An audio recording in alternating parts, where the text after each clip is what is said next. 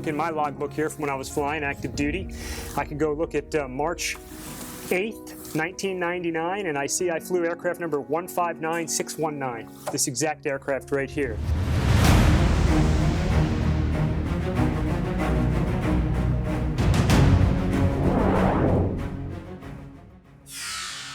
It was a very dark night out in the middle of the ocean, and no horizon that you can see, so you have to rely on your instruments. We were a wingman, so we were flying in formation, but as you come back for a night trap aboard a ship, they stack you up behind the ship and one comes down at a time, about one every minute. We had gone over into our stack, and we were just waiting for our turn to come down the chute, as we call it, and land on the carrier, and the whole jet shook violently, like, and went completely black. It was a total electrical failure.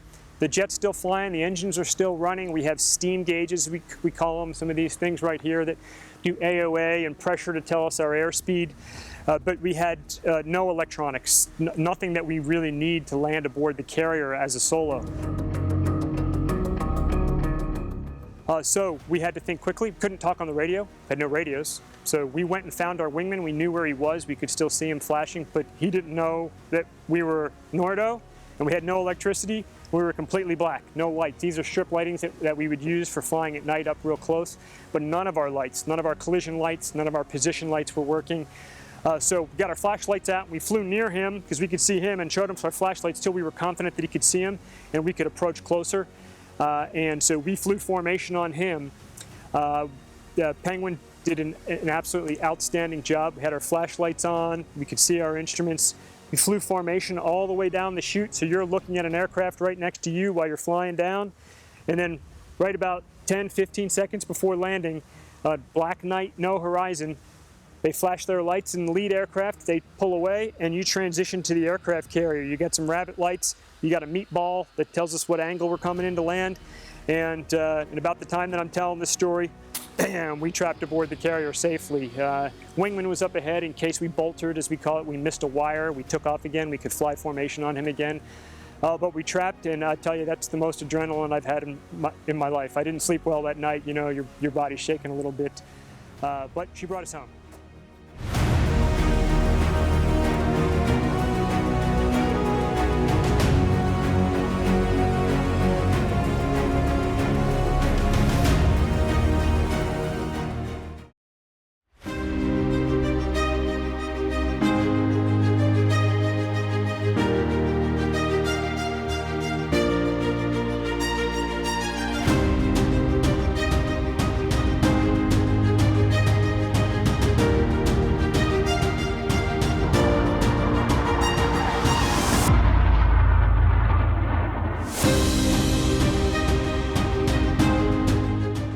My name is Graham Stapleton, call sign Bones. My grandfather was a pilot in World War II. My father was a naval aviator. My grandfather on my dad's side was an air crewman in a B-17 in the Korean War. So the military is a little bit of a family deal. Top Gun was born from an unacceptable kill-to-loss ratio in the Vietnam War. We had a kill-to-loss ratio of 2-to-1, meaning that for every 2 kills that we scored, one of our own friendly aircraft was shot down. When the first graduates came back to the Vietnam War, that kill-to-loss ratio went from 2-to-1 up to 12-to-1, and it helped turn the tide in the air wars. I think Hollywood has done a number on what people think that Top Gun is all about. I think everybody here is very invested in teaching to make sure that we can win in combat. To me, that is the most important thing, that all of the instructors that I work with, they are less concerned with the glam and everything and more concerned with how can I be the best teacher that I can to ensure that this person that I'm training for 13 weeks, I have 13 weeks of time to train them.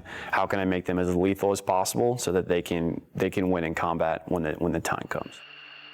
That is what having the patch means to me, is that you are a gifted instructor and you can teach people that come through these halls so that they can be a force multiplier when they go back to the fleet. So we're teaching the teachers who then go out, teach everybody how to be better at tactically executing aerial combat or air-to-surface employments. By creating somebody who is very talented and who also can teach very well, that person can then leave the course after having learned all that information and go out and teach other people and make the entire fleet better. So you never know who's going to be called upon to take that shot. You need people that are focused on warfighting and teaching everyone so that the entire level of the fleet gets raised so that we can win.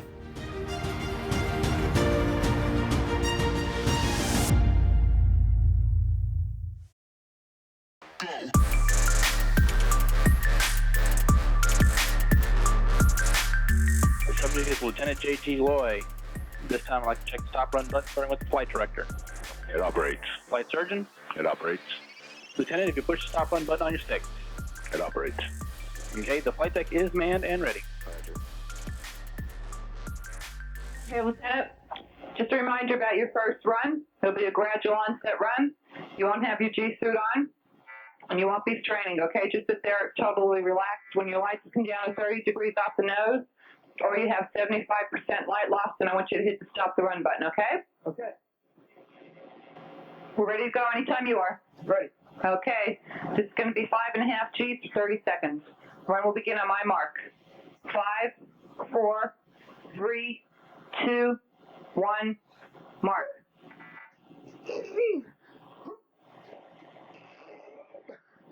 Okay, hold it for 3 seconds. 1, 2, 3. Okay, you're on top. Look off, look for some light loss. Try to hold that air in.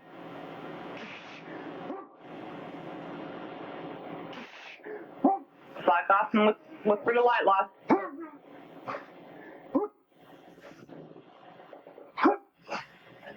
Okay, relax, you're down. Okay, it's 7.5 for 15 seconds. Run will begin on my mark.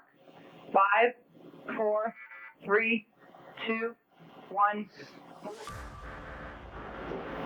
Exchange. 1, 2, 3. Change. Looking good.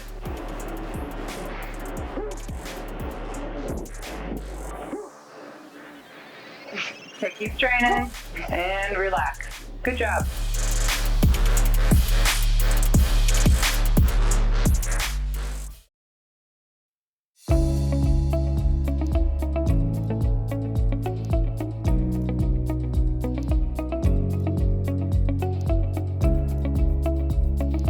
I'm going to talk to you about some of the patches on my flight jacket. Very personal thing, personalized by squadron, personalized by individual. Our squadron had a very specific patch that we used on our left side here. It's a Tomcat with the stars in there. Multicolored, had our squadron VF-213 and had Tomcat underneath the patch with the traditional Tomcat there. Coming across right here is always the same thing. It's your warfare designator. Here in my case, a set of Naval Flight Officer wings. I've got my name on there. The squadron designator is always over here. Some folks that flew in multiple squadrons, you know, they'd stack up their patches right on top of them. Pretty cool.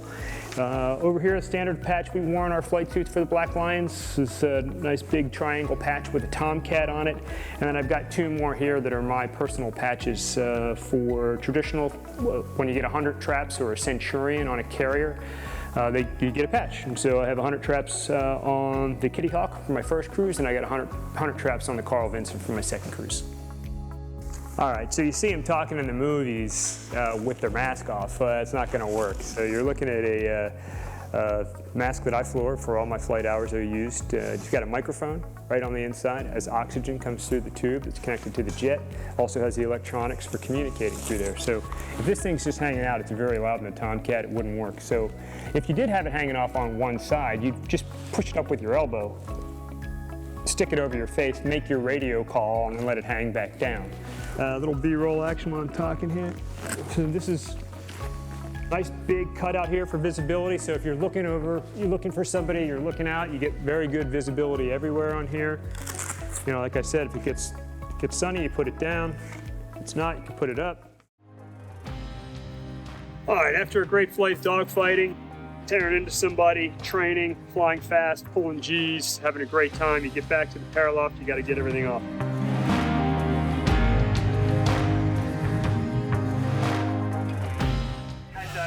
Rick Roy, call sign Lucky. Just want to welcome you aboard and hope you have a great tire cruise.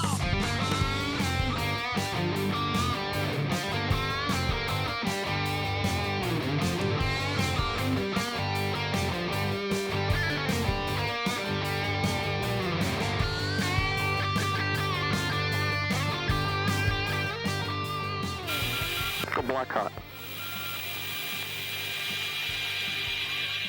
See if we can get it now. Keep it going. The bus came off, huh? Sure did. Left, 9 o'clock. Still your position. Laser's firing, looking good. Them blinds. One, both of them right there. They're right together. Still 6-1 for time.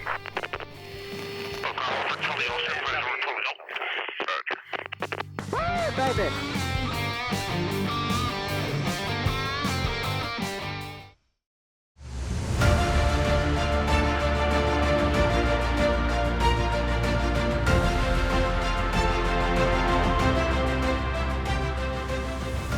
My name is Lieutenant Phil Murphy. I was inspired to become a pilot because it's kind of a family business. My dad and grandpa were both naval aviators, and then the inspiration had come from Top Gun, and told all the great stories about the training that we get here and everything, and then how much fun it is to be an instructor and how rewarding it is. So that's kind of how I went down that road.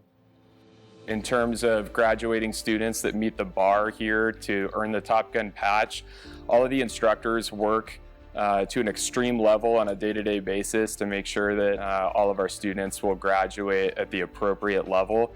So it takes a ton of work from every single instructor on staff in order to ensure that every single student graduates at that bar. Brotherhood, camaraderie, teamwork, all things we're very familiar with here.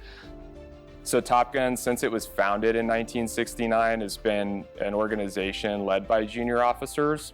We use a peer leadership structure here, which essentially just means that we require everybody to do their job without being asked, if you will. So we get a group of people here as instructors that show up every day motivated to teach, motivated to be experts in their area of expertise.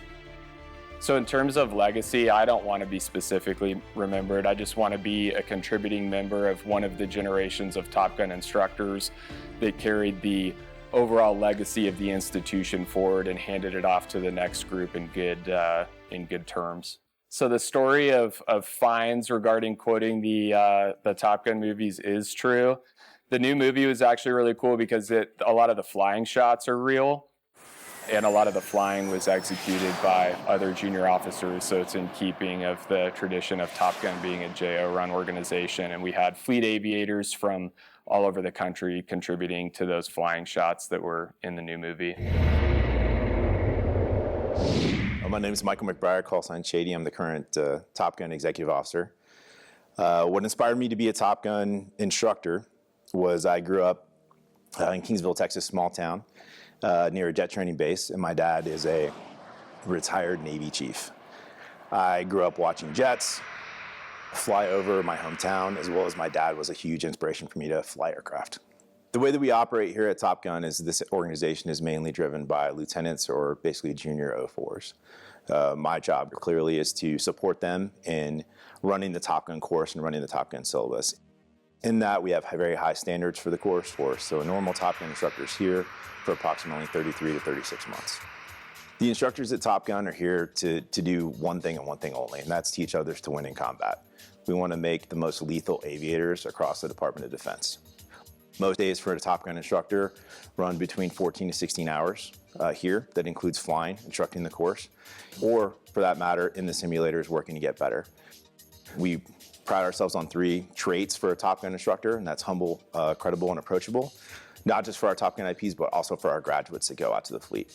I think there is a brotherhood that definitely exists, and I think that comes from having a very high-functioning culture with top-performing individuals coming in every day and working with kind of the best aviators in the U.S. Navy drives you, motivates you, obviously, clearly to be better, and sets a culture of almost kind of like continuous excellence or continuous pursuit of perfection in everything that we're doing with respect to like aerial combat. I think that the new movie Maverick that came out, I think some of the flying scenes in there were incredible. They were flown by actual lieutenants and fleet aviators. which is important because in the U.S. Navy, that's where all of our talent is. That's where we push it to. Those are our leaders. Those will be our combat performers. So the fact that they had the opportunity to participate in that flight and fly the actors, I think, was a very unique experience and not something that we've seen, more so than the previous movie that actually took place. So I think they did a very good job with it.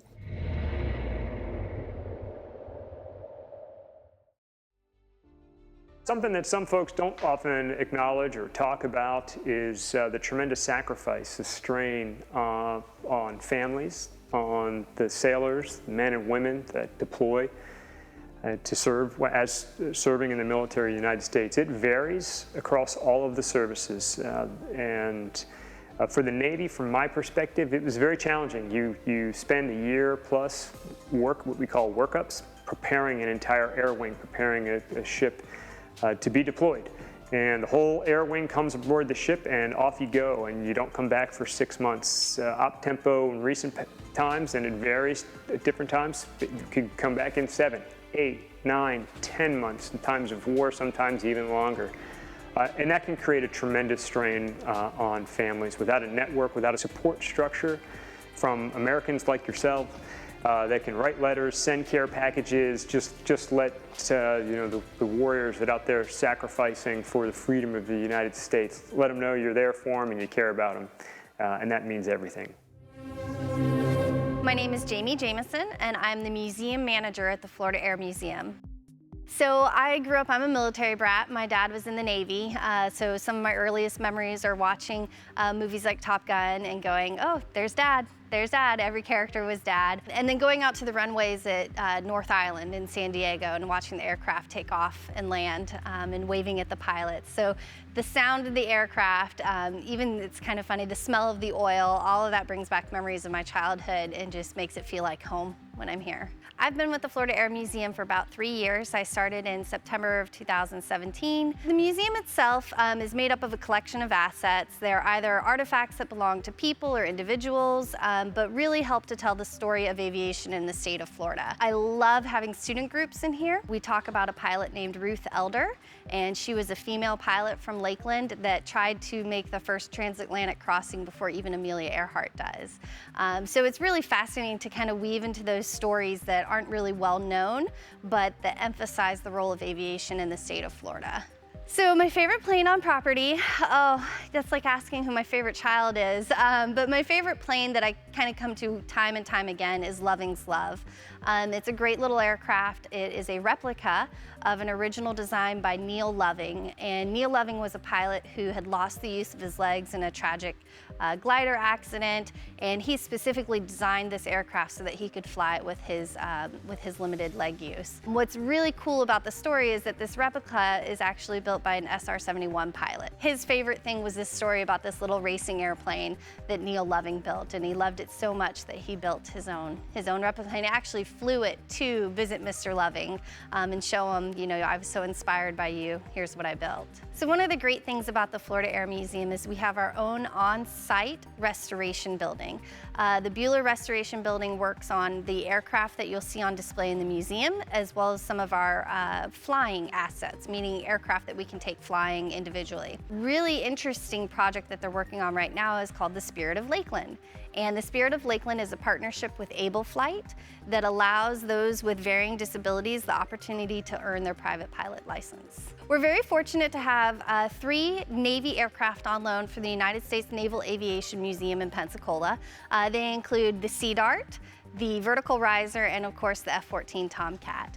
And the F-14 Tomcat, when it was retired, it flew down here to Lakeland, landed at our little airport here in Lakeland, and they taxied it over to where it is on display currently at the moment. An interesting event happened. The National Naval Heritage Command said, hey, we need to come inspect the aircraft. And I said, okay. So I got everything ready, and I was ready for this big inspection, and they come and they do it, and they said, okay, well, we've done the inspection. You'll be happy to know that it's not radioactive. And I said, oh, I didn't know that that was something I needed to be worried about. But then, you know, when I stopped and considered the career of this aircraft, what types of carriers it might have been, the emergence of the nuclear forward deployed aircraft carriers, that sort of thing at the time, I said, Yeah, I guess that's something that I'm really glad they came and investigated on. One of my favorite things about the museum is our interaction with our youth audience. The best thing about museums is when you have a generational conversation. So you have older members of society bringing their younger grandchildren, nieces, nephews, and they walk around the museum and they can talk about, oh, I built an airplane like that, when they're looking at the experimental and the kit. Or if they were in the military, coming in and saying, hey, I flew the F-14. You know, your old man, he was that cool guy that got to fly it. Or, you know, talking about their experiences on the aircraft carriers or being forward deployed. You can have a museum, but if you don't have those conversations and experiences, the meaning gets lost. It's just kind of stuff. So what I enjoy about it is that really aviation is extremely personal and people love to talk about it and they love to share what they know. And I'm always happy at the end of the day when I see a family come in and get to share their experience.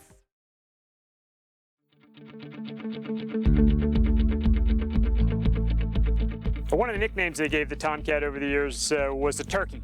Because it's got these big wings, swings out, it kind of looks like a turkey flying down low. So if the Tomcat's a turkey, as it's affectionately known, these are its turkey feathers. So this is the exhaust section of the engine, and this exhaust area can close and open as a function of whatever the throttle setting is. So when you're subsonic and you don't have the afterburners going, these things will be closed up in a nice tight circle here to continue to accelerate that airflow outside of the back end here. And this whole big section back here in the engine that you're looking at, you know, from here halfway forward there is an afterburning section, pretty much throwing raw fuel into the back end, lighting it off, call it the afterburner or the blower, or light the cans as we like to say it.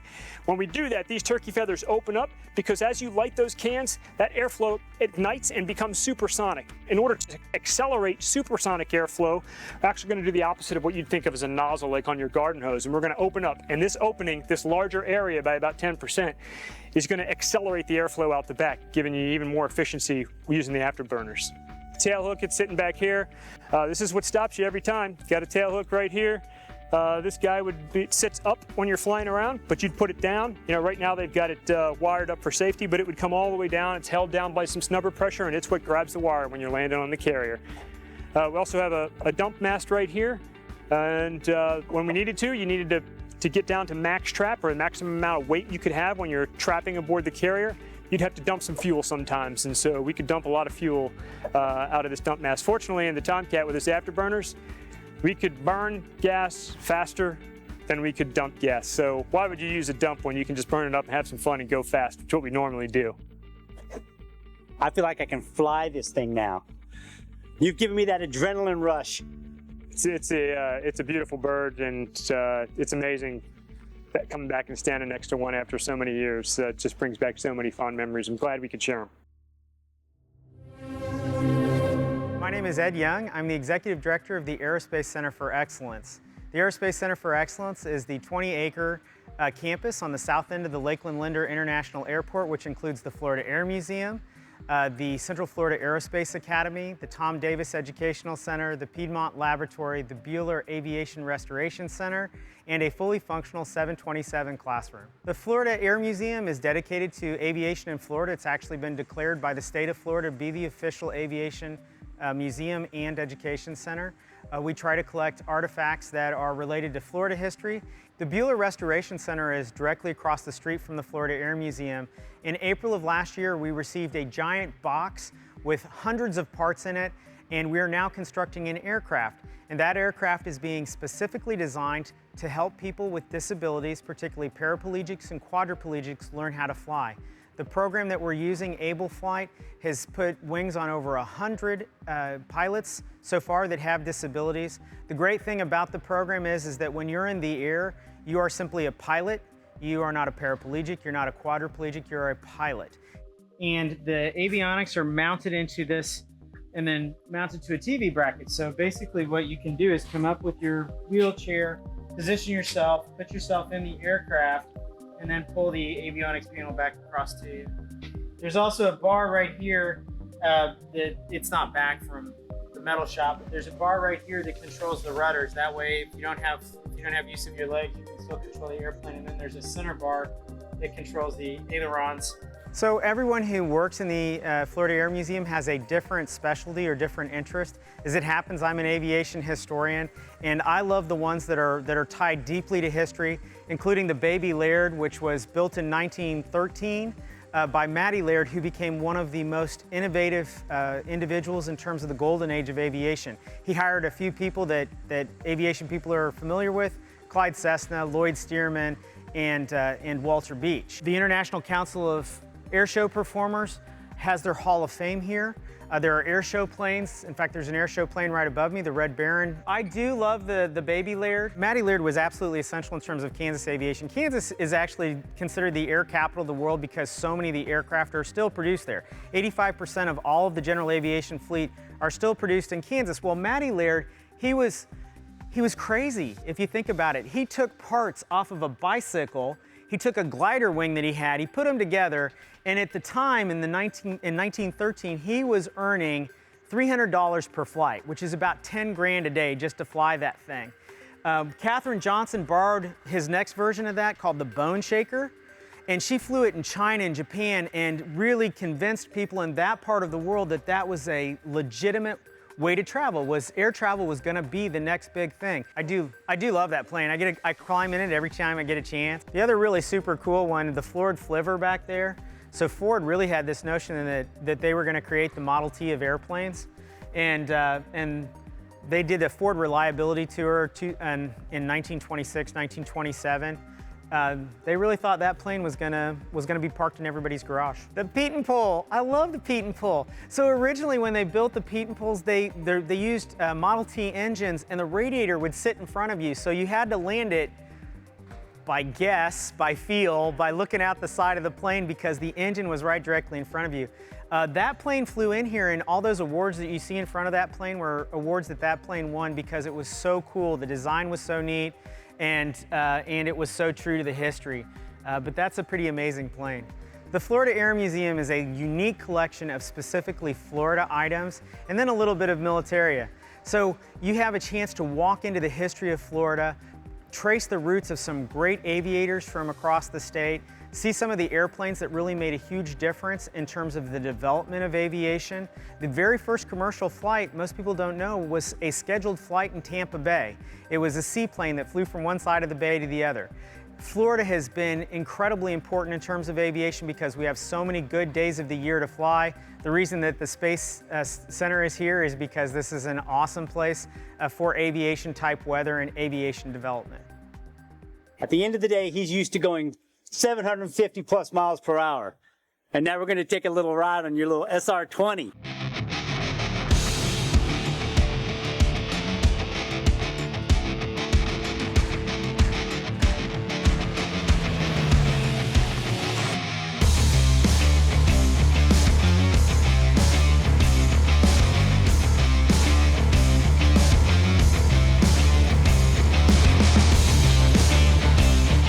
Up and away.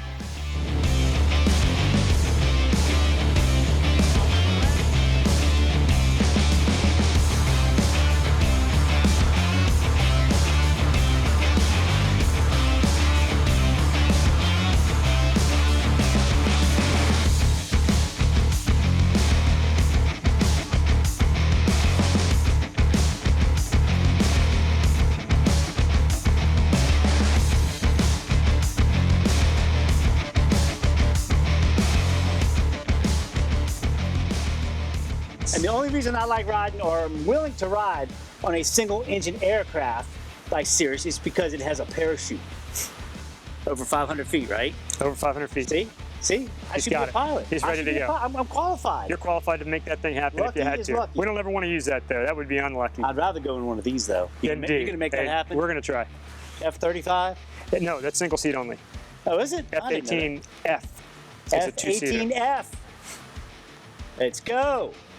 Thanks, bud. Right on. All right, let's go drink. Yeah.